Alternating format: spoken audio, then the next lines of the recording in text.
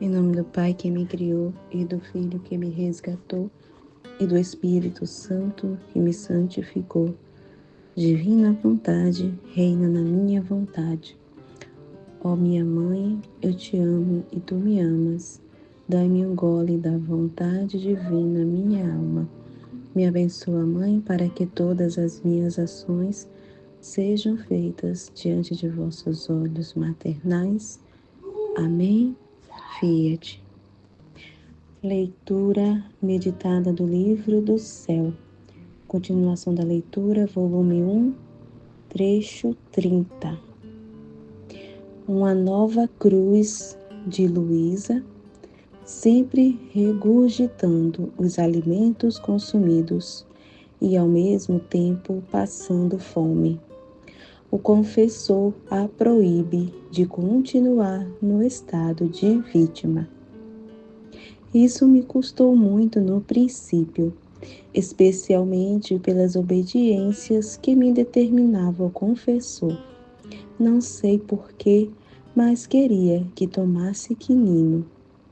E tinha imposta a obediência de que cada vez que eu tivesse vomitado outras tantas, devia voltar a tomar alimento. Agora, o quinino me estimulava o apetite e às vezes sentia muita fome. Eu tomava o alimento e assim que o tomava, às vezes no mesmo momento de tomá-lo, pelos contínuos episódios de vômito, estava obrigada a devolvê-lo e permanecia com a mesma fome de antes. A palavra pobre que Jesus me havia dito não me deixava ousar pedir nada. E eu mesma tinha vergonha de pedir e pensava comigo mesma: o que dirá a família? Vomitou agora e agora quer comer. Se me derem alguma coisa, a tomo, senão o Senhor se ocupará. Assim me acontecia. Contente de poder oferecer alguma coisa a meu amado Jesus, isto não durou muito tempo, cerca de aproximadamente 4 meses. Então, assim, né, a Luísa, ela estava no estado assim que ela não conseguia manter nada daquilo que comia, né? Tudo que comia, ela vomitava, tudo que comia e vomitava. Então, ela só comia por obediência mesmo, né? Que o confessor dava obediência dela comer. E como ela não conseguia, né, conservar nada ali do que comia, tudo botava para fora, ela não conseguia comer, né? E aí o confessor, pela obediência, mandou ela tomar quinino, que abria o apetite dela. Mas mesmo assim, né, ela ficava com fome, mas comia e botava para fora e ficava com a mesma fome. Então, assim, só abriu o apetite dela, mas ainda assim, aquilo não ficava, né? O que ela comia não se mantinha no estômago, ela colocava tudo para fora, né? Então, assim, ela sentia fome, mas ela não falava com a família, né? E aí ela esperava tudo no Senhor, né? Realmente ela se abandonava e esperava no Senhor, né? Que o Senhor ali, se for da vontade de Deus, né? Deus ia ali mover, né? Ali a família dela para ela comer. Então, ela não pedia, não tomava, né? Ela esperava tudo no Senhor. Assim me acontecia, contente de poder oferecer alguma coisa ao meu amado Jesus. Isto não durou muito tempo, cerca de aproximadamente 4 meses. Um dia o Senhor me disse: pede ao confessor que te dê a obediência de não tomar quinino e nem te fazer tomar o alimento tantas vezes, que eu lhe darei luz.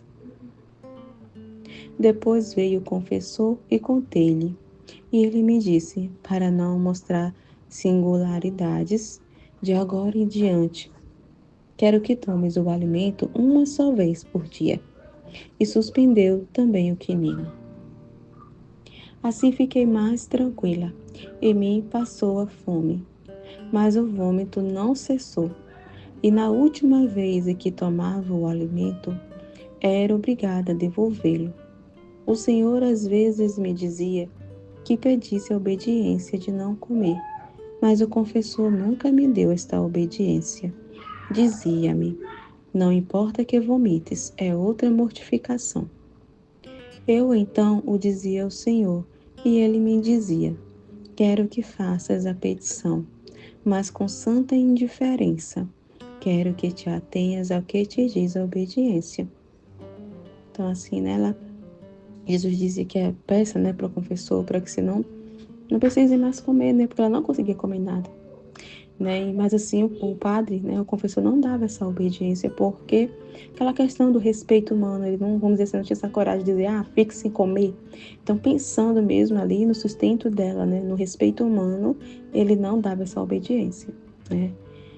E aí Jesus falou, não, continua fazendo a petição, mas não se perturbe se ele disser que não, tipo assim, fique com indiferença, não crie expectativa, mas, né, faça a petição, né, mas se mantenha ali, fique atenta, se atenha a ser obediente no que o confessor disser, né, e não se perturbe, né. E assim continuei a fazê-lo. Quando passaram cerca de 40 dias, que eu considerava pelas palavras que me tinha dito o Senhor por um certo tempo, e que eu assim tinha dito ao confessor. Os sofrimentos continuaram a surpreender-me diariamente, e ele se viu obrigado a vir todos os dias. Então o confessor começou a me impor a obediência de sair daquele estado e acrescentava que se caísse nos sofrimentos ele não viria.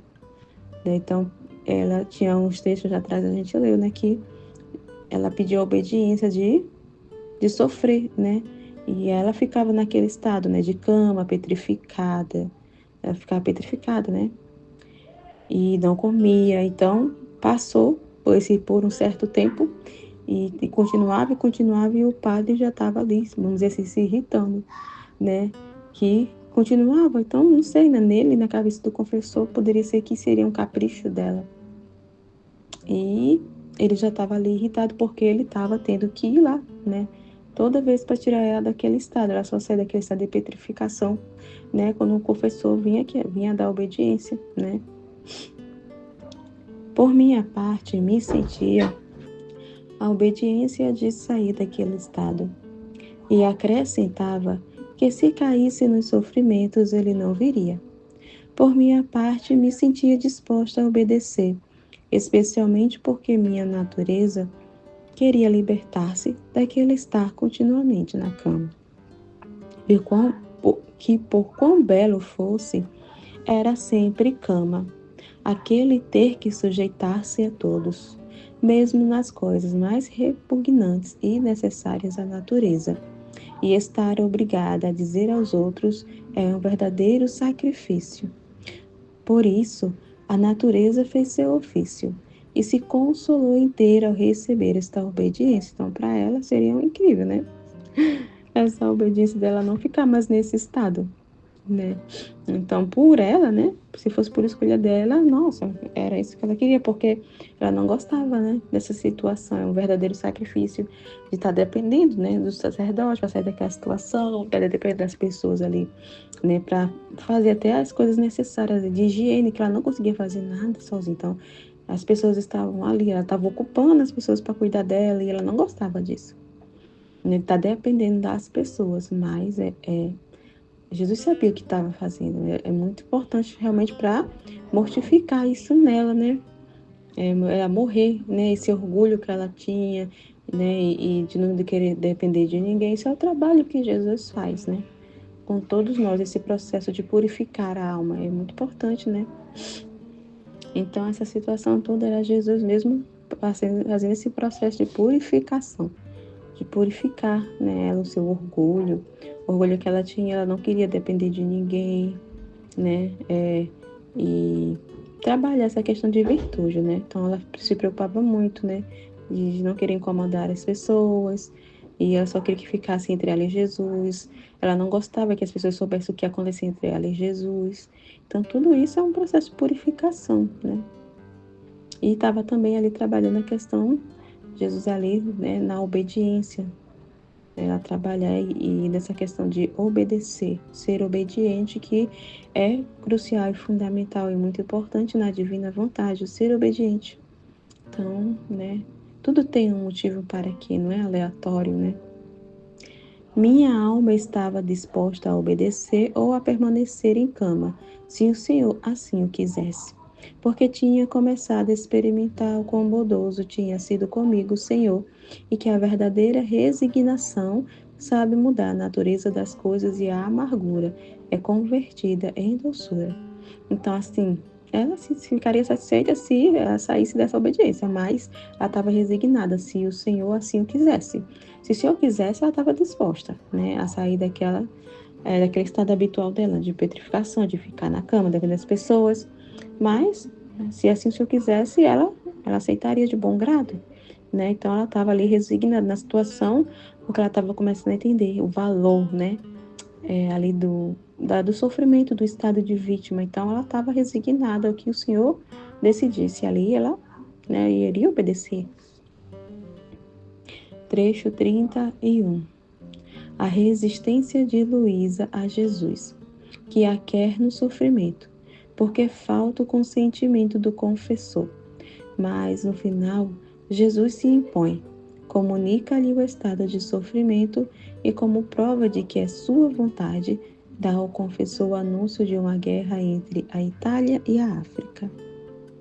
Quando o confessor determinou minha obediência de não ter que estar mais na cama, eu comecei a resistir e dizia ao Senhor. Tem uma nota aqui de rodapé, falando desse trecho. Então, fala aqui, ó. Trata-se da primeira guerra ítalo-etíope, também conhecida como Guerra da Abissínia. Em italiano, Guerra de Abissínia ou Campanha da África Oriental. Corresponde ao conflito bélico da Itália na Etiópia, ocorrida entre os anos 1895 e 1896. Então, é dessa guerra que Jesus vai falar aqui do trecho, é referente aqui, né? Tá falando no rodapé. Vamos continuar a leitura. O que queres de mim? Não posso mais, porque a obediência não quer. Mas se queres dar luz ao confessor, então estou disposta a fazer o que queres. E passei toda a noite discutindo com o Senhor. Quando vinha, lhe dizia: Meu amado Jesus, tem paciência, não venhas, porque a obediência não permite que me faças participar em teu sofrimento. Ela estava submetida à obediência, né? Então imagina aí que situação, né? Jesus que ela queria que sofresse, né? Aí no estado de vítima, passasse pelos sofrimentos, né? Por causa das almas, né? E o confessor não queria que ela caísse mais naquele estado, então ela estava pela obediência. E Jesus disse, né, que ela se submetesse à obediência. Então ela estava sendo obediente, né, ao confessor. E ela estava nessa situação complicada aqui, né? Até que pela manhã eu venci. Sentia-me em mim mesma e livre de sofrimentos.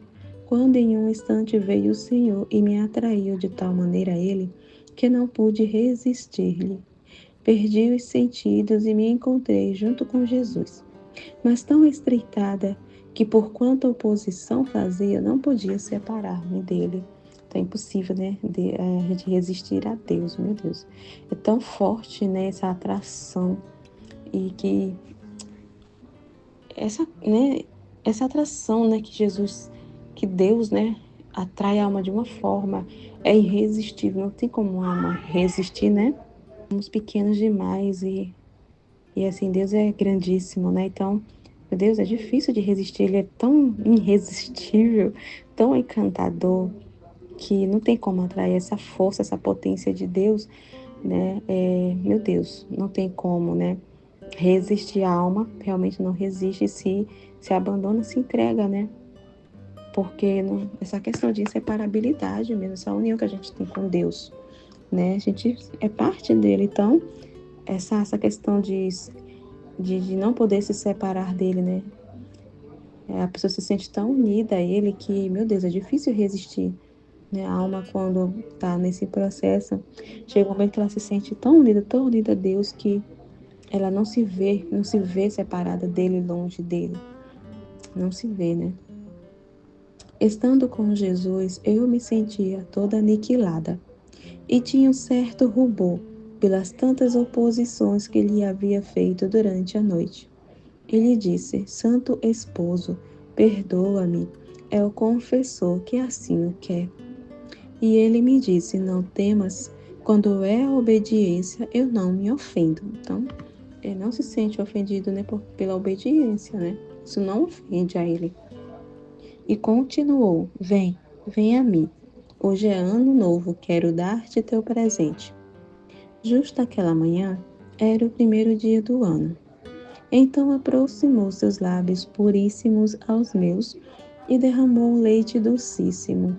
Beijou-me e tomou um anel do seu lado e me disse: hoje quero te fazer ver o anel que te preparei, para quando te desposar. Depois me disse: diz ao confessor que é minha vontade que continues estando na cama. E como sinal de que sou eu, diz-lhe que haverá guerra entre a Itália e a África. E se ele te der a obediência para que continues a sofrer, não deixarei fazer em nada. Ambas as partes se porão em paz. Então, assim, né, o confessor achava que era algum capricho, era coisa de Luísa, né? E aí Jesus disse, né, falou sobre nessa guerra da Itália com a África, como para confirmar, ó, sou eu que estou nela, né? Eu que estou trabalhando nela, e esse estado sou eu. Isso é a minha vontade, esse estado dela. Então, para confirmar ali, né, para o confessor, ele precisou trazer nessa situação, né, de que se ele, né, ali desse a obediência dela sofrer, ele deixaria de que ambas as partes ali se pôr em paz essa situação e não ia ter a guerra. Não iria ter a guerra, porque Luísa está aí, né, sofrendo aí no estado de vítima, então aquilo ia placar a justiça e a justiça não ia permitir, né, que acontecesse a guerra. Então, é importante, né? E aí tem uma nota de rodapé aqui. Era o dia 1º de janeiro de 1888. Este detalhe que Jesus tira o anel do seu coração confirma que beijos, carícias, anéis ou derramar na boca líquido amargo ou leite muito doce e outros gestos ou manifestações do amor do Senhor por Luísa são todas de natureza puramente espiritual e simbólica.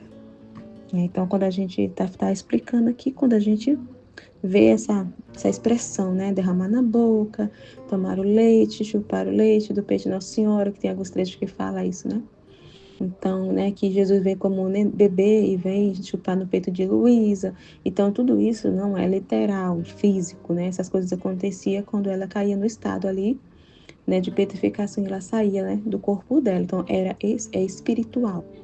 É espiritual. Quando chupar o leite do peito, é que ele vai tomar ali o amor, né? Tomar ali do coração dela, né? As coisas dele que ele estava depositando no coração dela, né? E as correspondências aí de amor, do próprio amor dele que está sendo colocado no coração da alma, né? Então é do coração, é o amor, a correspondência, é coração, né? Não tem nada a ver com físico. Aqui são só expressões que ela encontrou ali para falar, né, do que acontecia, né, ali quando ela saía do corpo dela, né? Mas era tudo alma, espiritual, né? Não é nada físico. É uma linguagem feita de sinais. Ela mesma ocasionalmente indica o significado.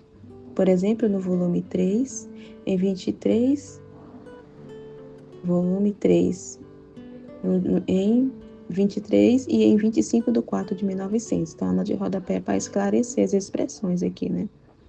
Então, vamos continuar. No mesmo instante, ao dizer estas palavras, senti-me circundada por sofrimentos como por uma vestimenta. E por mim mesma não pude libertar-me. Pensava, o que dirá o confessor? Mas não estava mais em meu poder. Aquele leite que Jesus derramou em mim me produzia tal amor a Ele, que me sentia definhar. E sentia tanta saciedade e doçura, que depois que veio o confessor e me fez voltar daquele estado, e a família me levou o alimento, sentia-me tão satisfeita que o alimento não descia. Mas para cumprir a obediência que assim queria, Tomei um pouco, mas logo fui obrigada a devolvê-lo misturado com aquele leite doce que Jesus me havia dado. E ele, brincando, me disse: Não te bastou o que te dei? Não estás contente ainda?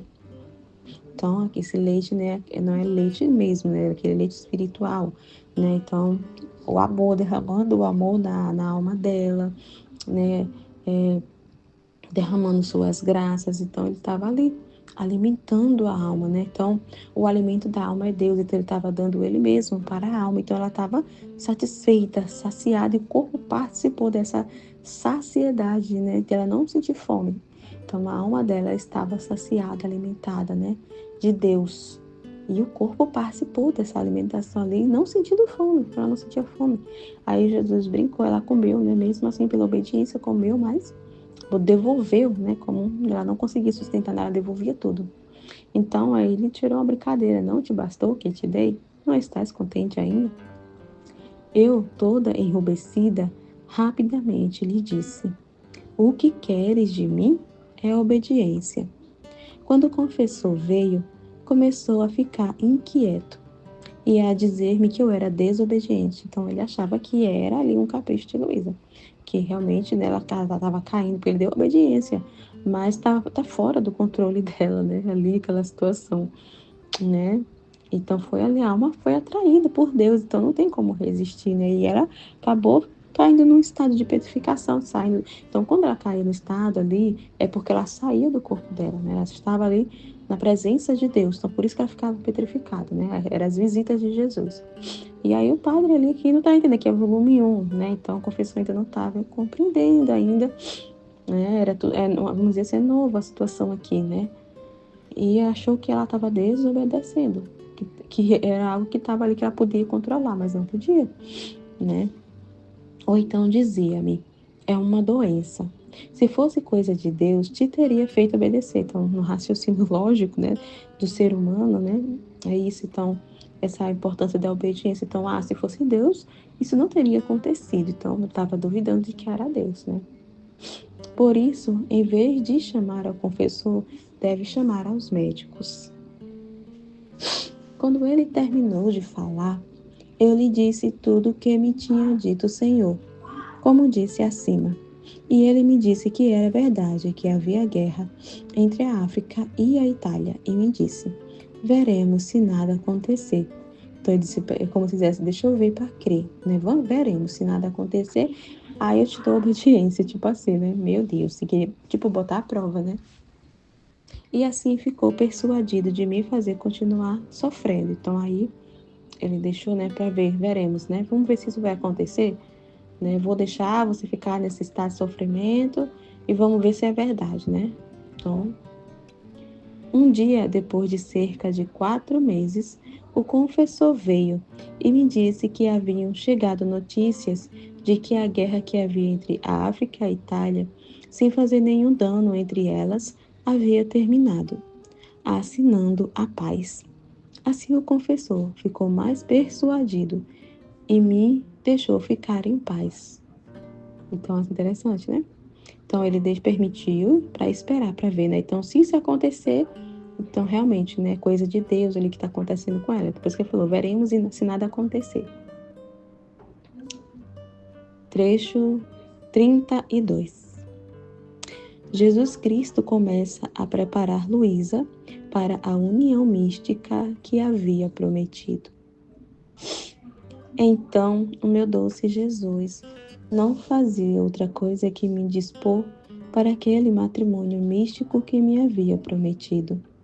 Isto se fazia ver estando eu nesse estado, às vezes 3 ou 4 vezes ao dia, como lhe agradava, e às vezes era um contínuo ir e vir.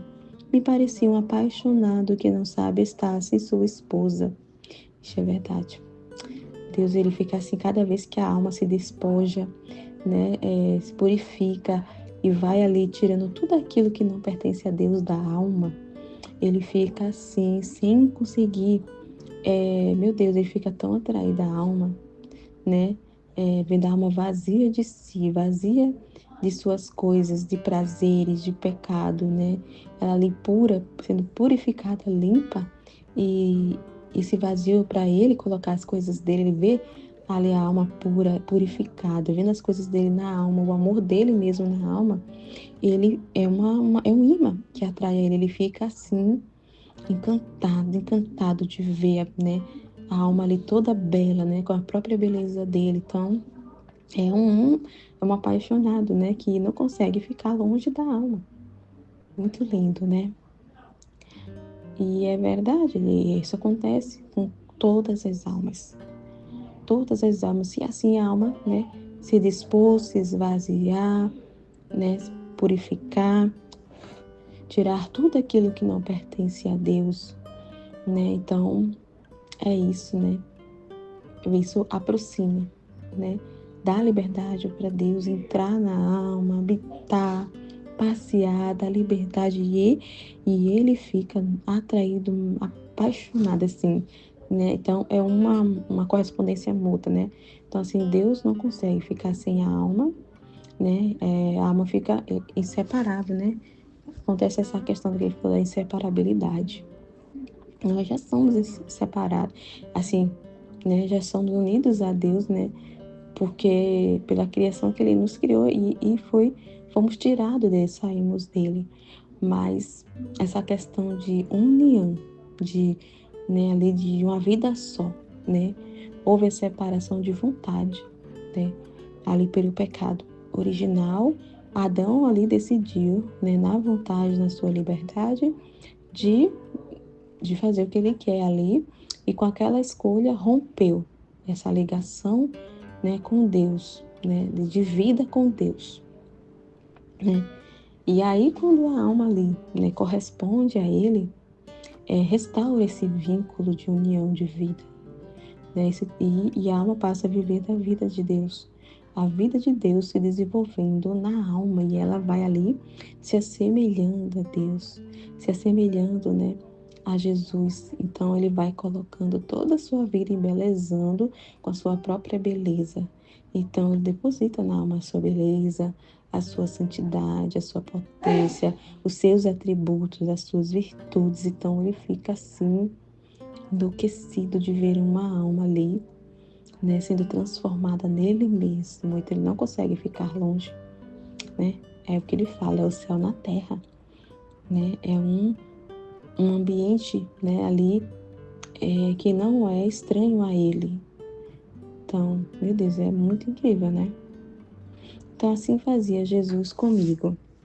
E às vezes chegava a mim dizer: olha, te amo tanto que não sei estar se não venho. Então o amor dele é tão grande que ele não consegue ficar longe da alma. Nos ama tanto que ele não consegue se afastar, né? Na realidade, somos nós que afastamos Deus. Somos nós que nos afastamos de Deus, mas ele está nos cercando sempre. Ele não nos deixa, né? Ele nos cerca. Somos nós que nos afastamos dele.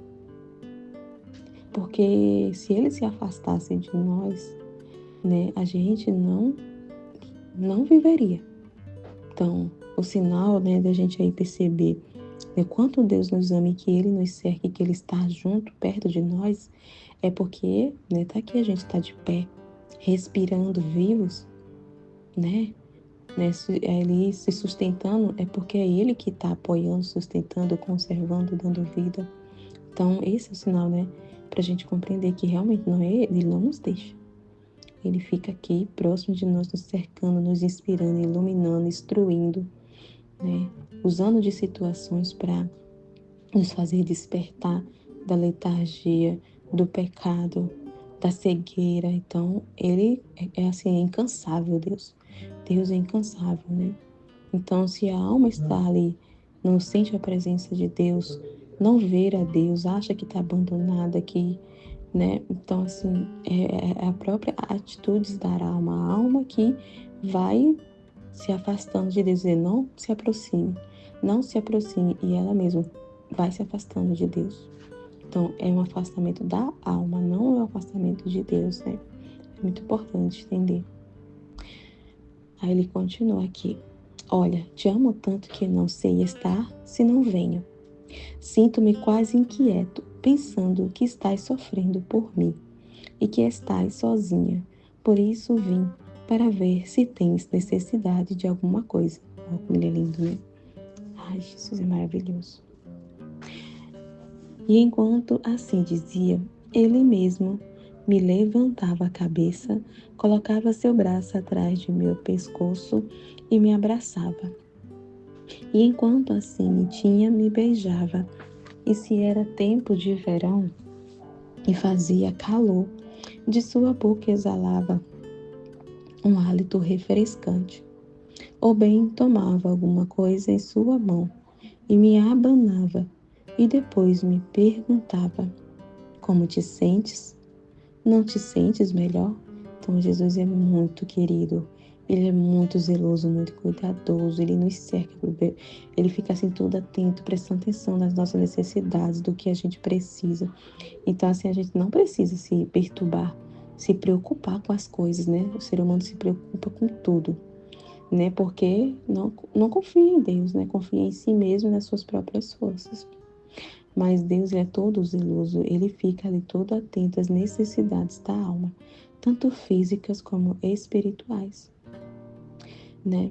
E ele fica, né? E ele faz de tudo, né, para orientar e cuidar, né? A alma realmente que não dá ali liberdade para ele, que não dá a atenção, né? Porque ele inspira, ele dá todas as graças e ajudas necessárias, ele envia para todos, todos, todos. Mas aí o efeito da graça vai depender da disposição de cada alma, né? Depende da alma que vai querer receber ou não. Mas ele está constantemente derramando, né? Graças, inspirações assim para todos, todas as almas, derramando o bem para todos. Mas nem todos recebem esse bem, né? Por indisposição mesmo. Mas ele é muito querido, ele fica assim, ele é incansável, é constantemente prestando atenção nas nossas necessidades e enviando as coisas de acordo com as nossas necessidades, né? Eu lhe dizia: em qualquer modo em que se estar contigo, se está sempre bem. Lindo, né? Outras vezes vinha, e se me via muito fraca pelo contínuo estar naqueles sofrimentos, especialmente se o confessor vinha na noite, meu amante Jesus vinha, e me vendo naquele estado de extrema debilidade, tanto que às vezes me sentia morrer, se aproximava a mim e de sua boca na minha vertia este leite. Ou me colocava a seu lado e eu sorvia torrentes de doçuras, de delícias e de fortaleza. Ele me dizia: quero ser exatamente teu tudo e também teu alimento da alma e do corpo. Então é isso que ele quer de nós, né? Que a gente tome ciência, compreenda que ele é o nosso tudo e ele quer ser tudo para nós. Ele quer dar tudo, tudo que é necessário para nós. Ele quer nos fazer felizes, ele quer nos abençoar, derramar graças, bens. Então Jesus, ele quer ser tudo para nós, né? Ele quer que a gente pare de estar se perdendo tempo com as coisas que não trazem nenhuma felicidade para nós, né? Porque as criaturas, ela fica buscando, né? Se sentir completa, preenchida, mas nos lugares errados, nas coisas erradas, né? Buscando esse preenchimento também através de criaturas. E ele quer que a gente compreenda, né? Que ele é o nosso tudo e quer ser tudo para nós, né? Que a gente pare de se distrair com as coisas do mundo, né? E se volte para ele, né? Ele quer que nos enchemos dele, né? Ser tudo para nós, né? E também, né, quer ser esse alimento, tanto da nossa alma e do corpo. Então, é necessário a gente compreender. Então, por isso que a gente passa pelo processo de purificação, passa por situações, né? Justamente para a gente tomar essa ciência, para a gente chegar, vamos dizer, a esse nível que ele quer aqui, né? De ser tudo para nós, né? Que ele seja a nossa vida, entendeu? Que o mover da nossa alma seja em direção a ele, por ele e para ele, né? e não para conquistar as coisas no mundo, né? E que a gente se abandone nele, confie nele, confie na providência dele. Ele quer cuidar de nós, né? Dar os bens, as graças, tudo que aquilo que é necessário, que só ele sabe o que é melhor para nós e o que é necessário para cada um de nós, né? Então ele quer dar esse alimento para a alma. Ele é o alimento da alma e quer ser esse, né? Quer que a gente compreenda que ele é que providencia, né? Tudo isso, tanto para a nossa alma como para o nosso corpo, né? Que o sustento que a gente tem de cada dia, a comida que a gente tem de cada dia, o nosso café da manhã, vamos dizer assim, né? De maneira simples para compreender, o almoço de cada dia que a gente tem é a providência divina.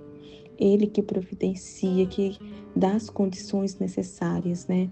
O trabalho que a gente tem é tudo providência de Deus para nos sustentar. É Ele nos sustentando através do nosso trabalho que ali Ele dispõe, né? Então não é nós mesmos, é Ele. Então, tudo isso que Ele faz e esse processo que cada alma passa é quando ela diz sim para Deus, né? Quando ela se converte e se abandona, né, em Deus, Ele vai fazer esse processo da alma tomar ciência disso, que Ele é o nosso tudo e quer ser nosso tudo, né? Mas para ser o nosso tudo, a gente precisa tomar essa ciência que Ele é tudo para nós. Então, no processo de purificação, a gente vai tomando ciência do nosso nada, da dependência de Deus, né? De quanto dependemos dele para tudo e que tudo que nos cerca é providência divina, é amor de Deus. Tudo que ele dispõe é ele amando, nos amando, até nas situações mais difíceis, né? E que é difícil até da gente compreender, né? Que a gente olha humanamente, não é impossível, isso não é coisa de Deus.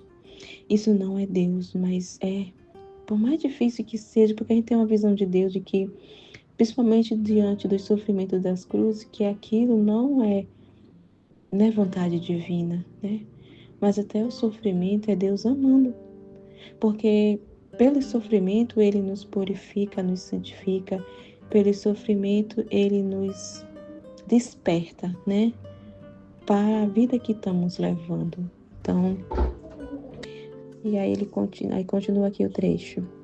Quem pode dizer o que eu experimentava, tanto na alma como no corpo, por estas graças que Jesus me fazia?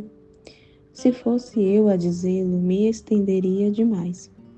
Recordo-me que às vezes, quando não vinha logo, me lamentava com ele, dizendo: Ah, santo esposo, como me fizeste esperar, tanto que não podia mais resistir, me sentia morrer sem ti. E enquanto assim dizia, era tanta aflição que sentia que chorava. E ele compadecia-se todo de mim, enxugava-me as lágrimas, beijava-me, abraçava-me e dizia: Não quero que chores, vê, agora estou contigo. Diz-me o que queres. Então, tudo isso nossa, é muito importante para a alma ir tomando ciência, né? Então, ele vem, faz as visitas, ele conquista a alma, mostra para a alma, olha, né, eu sou seu tudo. E aí ele, né, traz situações que é para a gente perceber isso, nossa, preciso de Deus, o quanto eu necessito dele, né? E a alma quando vai tomando ciência, ela fica aflita mesmo, aqui como a Luísa aqui, né?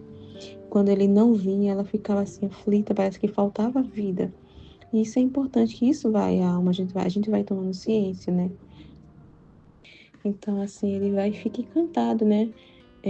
Quando a alma vai tomando ciência, né?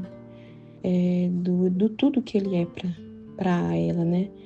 Então, nossa, deve ser incrível para ele ver a alma ali, né? Maluca atrás dele ali, entendendo que o quanto precisa dele, né? Que o quanto necessita dele, quanto sem ele ela é infeliz, né?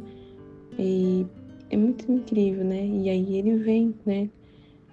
Todo amoroso, né? Ali, coitado da alma, ele fica ali encantado, derretido, né? Pela alma. Então ele fala aqui: Não quero que chores, vê agora, estou contigo, diz-me o que queres. Eu dizia-lhe: Não quero outra coisa senão a ti. Então é isso que ele espera.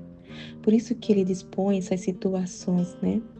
E ele faz com cada um de nós, não é o mesmo ali, né, nessa forma de beleza, mas ele usa os mesmos modos, né, para conquistar a alma, né? Então ele vem, consola, né? Ele trabalha muito nesse campo no início, na parte dos sentidos, né? Porque a alma, ela tá ali nos sentidos, né? Ela vive muito na carne, então ele vai trabalhar nessa parte, né? E ele vai ali conquistar, como, né? Um homem ali que quando quer conquistar a mulher, né? Vamos dizer assim, para entender. Então, para fazer a menina se apaixonar por ele, então o menino ele vai fazer vários estratagemas ali para conquistar aquela menina, né? E então Jesus ele faz a mesma coisa, então ele usa de muitos estratagemas, né? De modos, né? De formas dele de conquistar a alma, de fazer a alma se apaixonar por ele.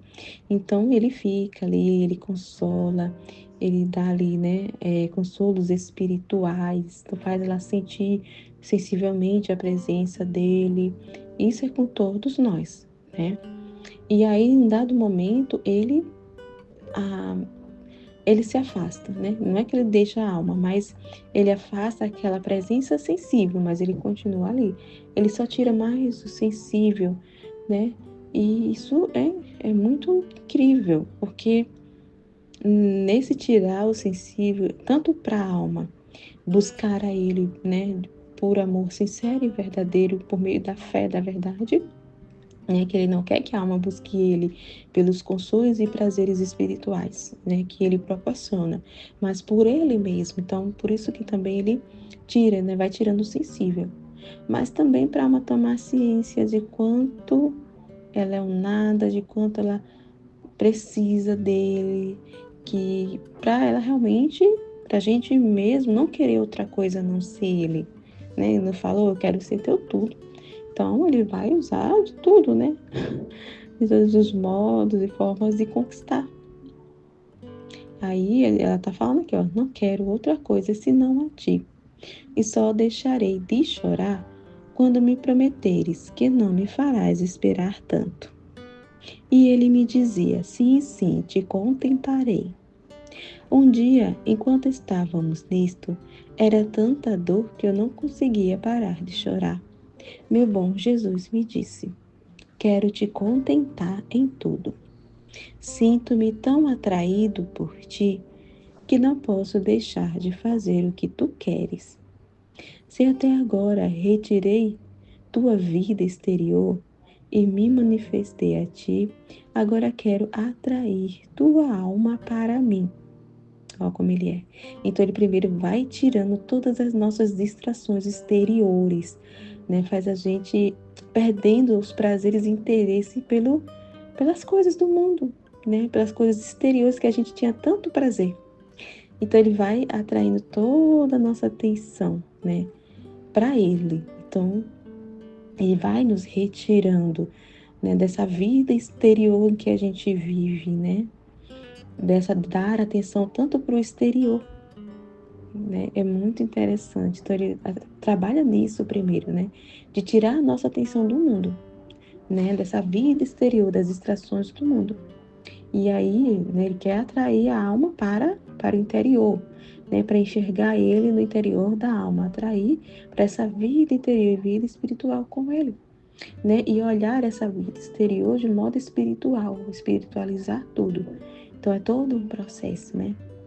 E aí ele primeiro tirou aqui a Luísa dessa vida exterior que ela tinha, né, para poder se manifestar, era para ter atenção. Então, para ele ter a nossa atenção, ele precisa realmente tirar todo o nosso interesse, né, exterior das coisas, amargar tudo, né, realmente, para a gente poder dar atenção a ele. Agora quero atrair tua alma para mim, a fim de que onde quer que eu vá, possas vir junto comigo.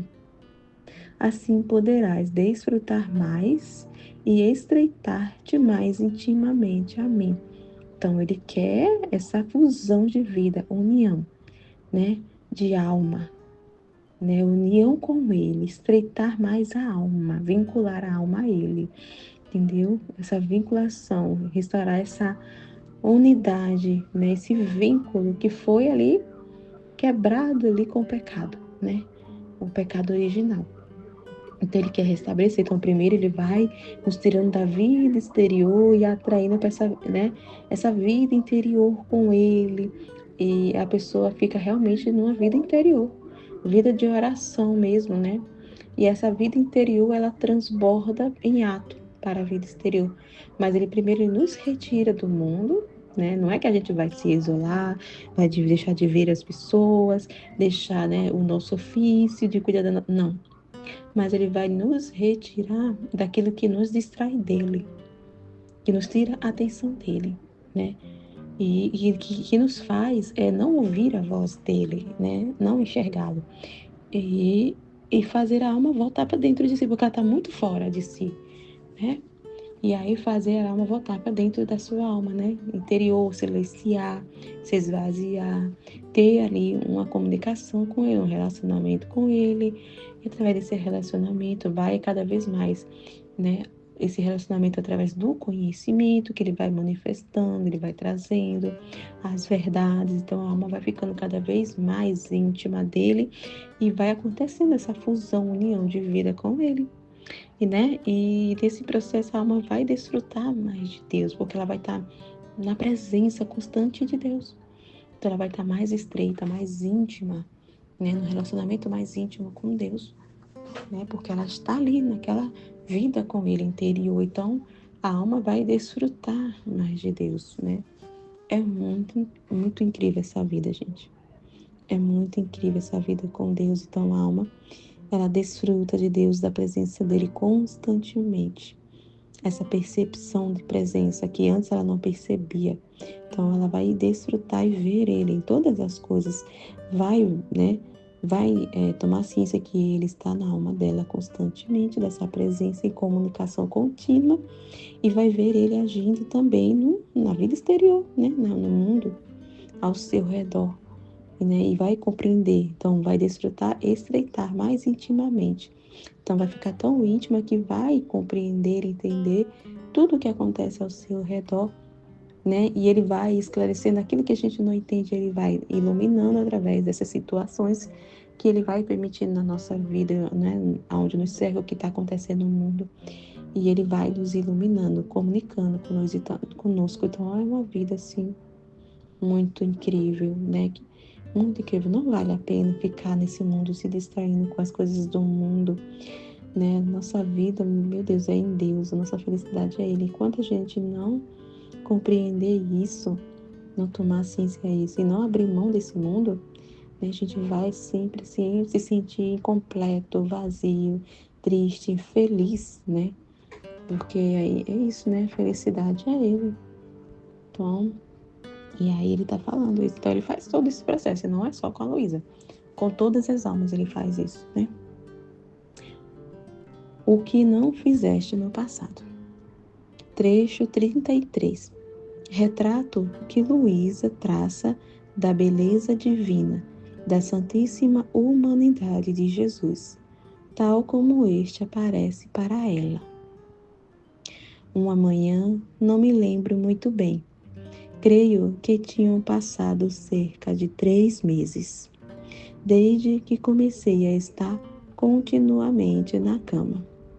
Enquanto estava no meu estado habitual, veio meu doce Jesus com um aspecto todo amável, como um jovem com cerca de 18 anos. Oh, como era belo, com a cabeleira dourada e toda encaracolada. Parecia que encandeava os pensamentos, os afetos, o coração. Sua fronte serena e ampla, em que se olhava como dentro de um cristal, se descobria a infinita sabedoria, a paz imperturbável. A paz imperturbável. Oh, como me sentia tranquilizar a mente, meu coração, aliás, minhas próprias paixões diante de Jesus caíam por terra e não se atreviam a me dar o mínimo incômodo. Eu acredito, não sei se estou errada, porque não se pode ver a este Jesus tão belo se não se estar na calma mais profunda, de tal modo que o mínimo assombro de intranquilidade impede ter uma visão tão bela. Que coisa linda, né? Então a humanidade de Jesus nos comunica, né? Toda a sua beleza, a sua santidade, os seus atributos, as suas virtudes. E comunica a vida, né? Então, só de olhar para a humanidade dele, né? Quanta coisa nos comunica e ali cria na nossa alma. Né? Então, assim, a gente, né, de olhar para ele, vê toda a sabedoria, a paciência, o amor. Então, de olhar para ele, nossos pensamentos mudam, né? Todos aqueles pensamentos, né, de trevas que a gente tinha vai mudando só de olhar para Jesus. Então, a humanidade, Jesus comunica, né, muita luz, muita verdade. E aí a gente vê, né, no Evangelho, né, como ele se comportava, como ele era. Tudo isso vai comunicando para nós e nos transformando através dessa verdade, de sua humanidade, só de olhar para ele, né? Olhar para as suas atitudes. Então a gente só vai perceber isso e essa mudança acontece em nós. Então essa verdade, né, que comunica e que transforma, nos transforma, né? Ao comunicar a nós, só de olhar, né, para ele, isso só vai acontecer se a gente estiver realmente no silêncio, nesse esvaziamento, na calma, na tranquilidade, né? Então é muito importante, se a gente estiver na perturbação, nas distrações, distraído, como fala no trecho anterior, nessa vida exterior, né? Preocupada com o mundo, preocupada com as coisas, né? E querendo tomar conta de tudo por si mesma.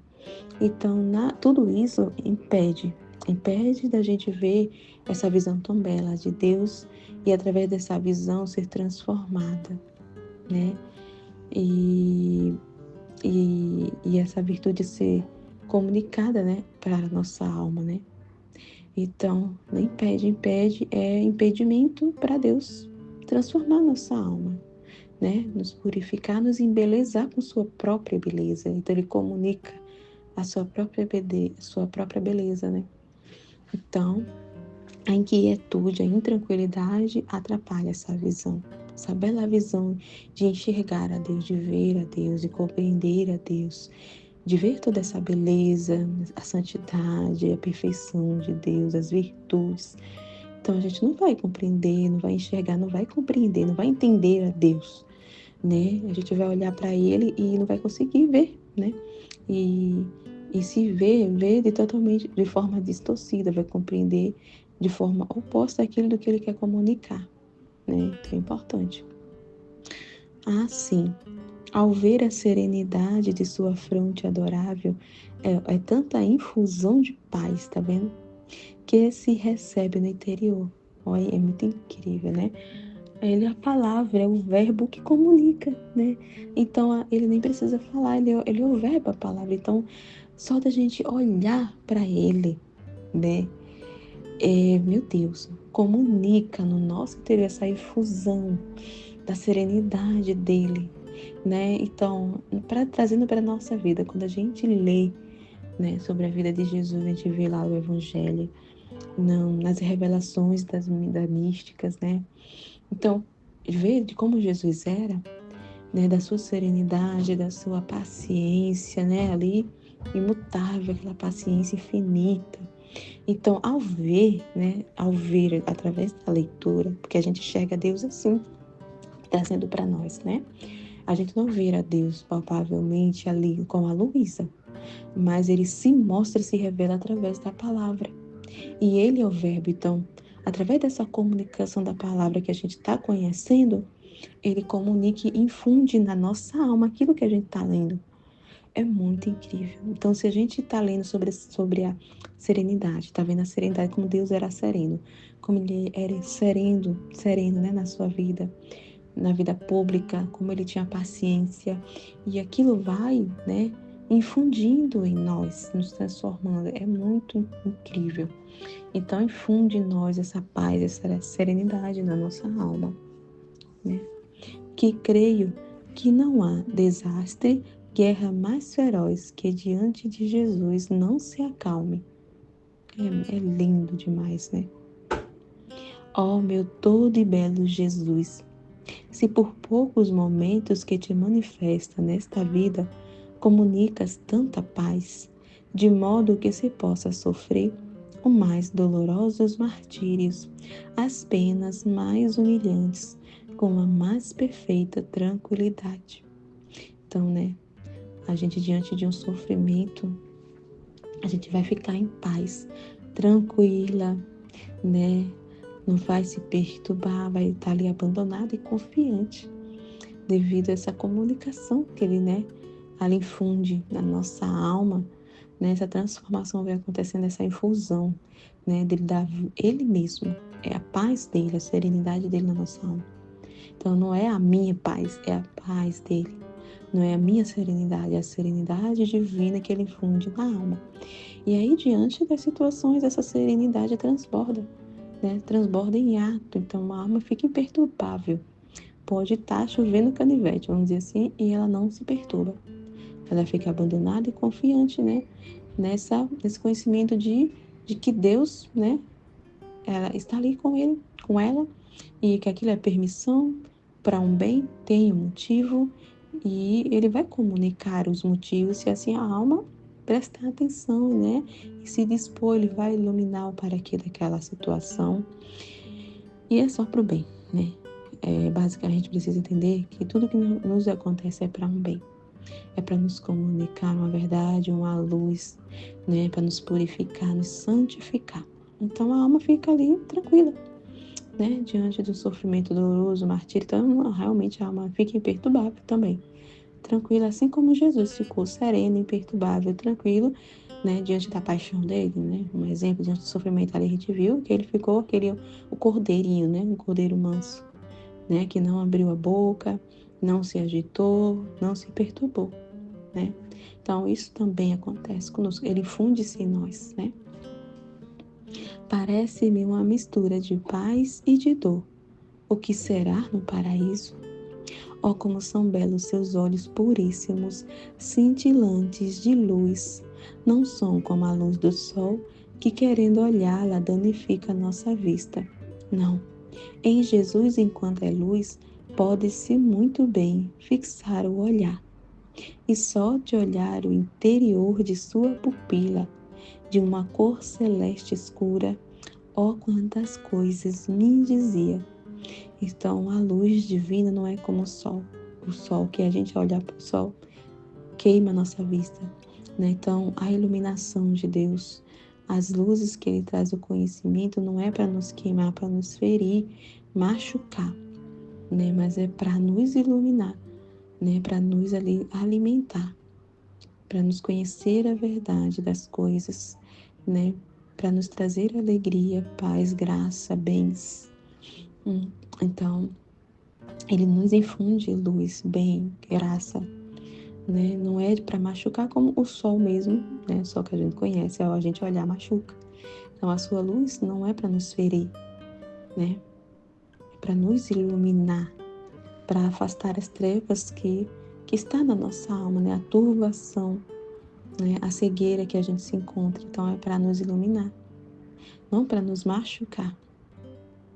É tanta a beleza de seus olhos que um só olhar basta para me fazer sair de mim mesma e me fazer correr atrás dele por caminhos e por montes, pela terra e pelo céu.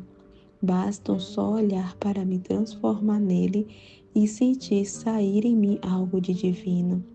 Quem pode dizer a beleza de seu rosto adorável?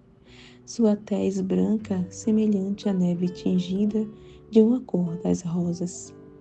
Das mais belas em suas bochechas púrpuras, descobre-se a grandeza de sua pessoa, com um aspecto majestoso e todo divino, que infunde temor e reverência, e ao mesmo tempo dá tanta confiança. Então, os conhecimentos, né, da humanidade, o conhecimento de Deus, não só da humanidade, o conhecimento que a gente vai adquirindo, né, através, né, das verdades que a gente vai lendo, e dessa fusão que acontece, essa transformação, a gente vai, né, vamos dizer, a alma vai adquirindo uma reverência, um respeito muito grande por Deus, um abandono, uma confiança, né? Porque ela vai lhe conhecendo, né? Com essa bondade divina e quanto Ele é amoroso, providencial, quanto Ele cuida, resguarda, né, a alma e Ele só quer o bem. Então a alma fica reverente, né, cheia, infunde temor, né, um respeito, confiança, abandono. Que quanto a mim, jamais encontrei pessoa alguma que me desse ao menos uma sombra da confiança que dá meu amado Jesus.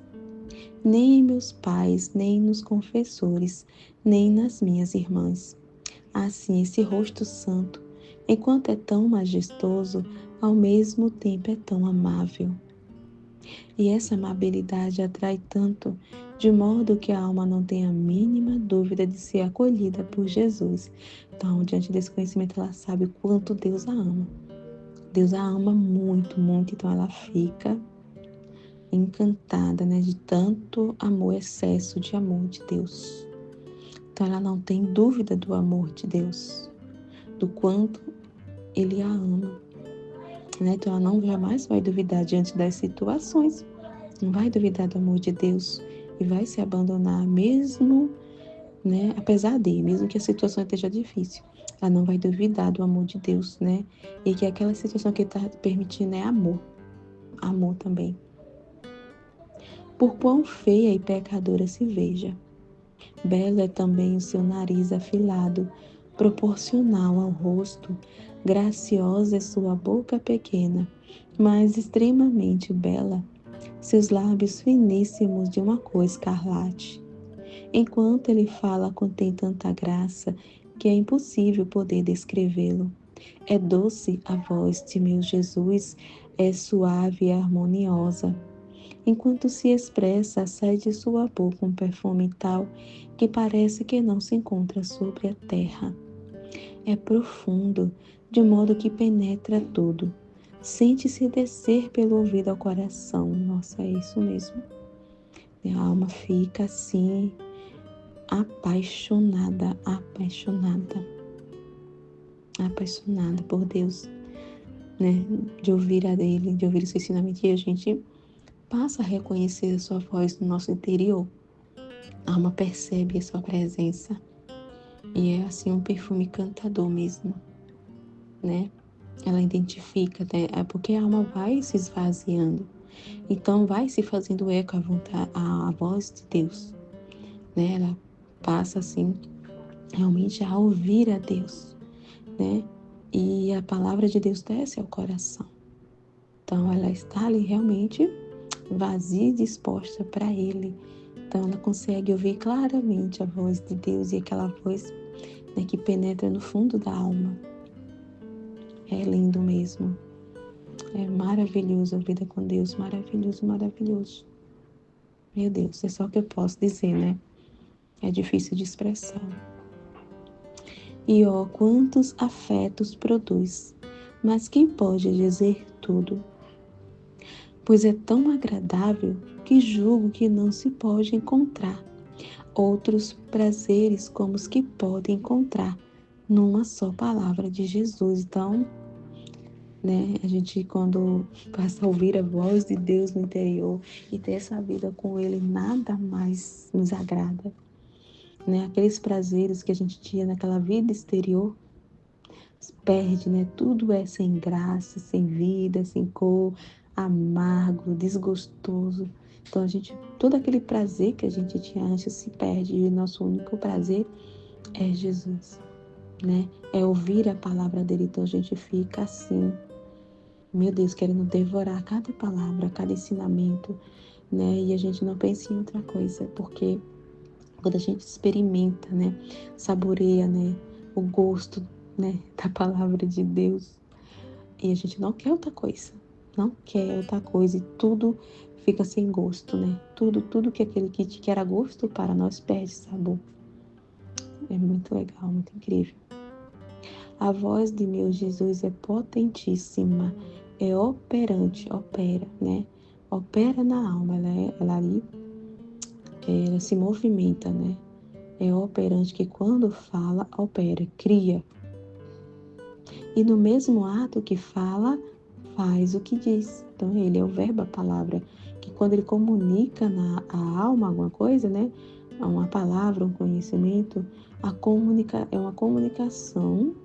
Essa comunicação ela tem a virtude de criar, né? Criadora, que aquilo que ele fala, que comunica, ele, ele é ali infundido na alma, né? Ah, sim, é formosa sua boca, mas mostra mais sua formosa graça no ato de falar. Então se vêem seus dentes tão nítidos e bem alinhados, e exala seu sopro de amor, incendeia, resplandece e consome o coração. Belas são suas mãos, suaves, brancas, delicadíssimas, com seus dedos proporcionados, e os move com uma maestria tal que é o encanto. Então, um Deus todo lindo, né? Todo ordenado, harmonioso, coisa mais linda, né? Oh, como tu és belo, todo belo, ó meu doce Jesus.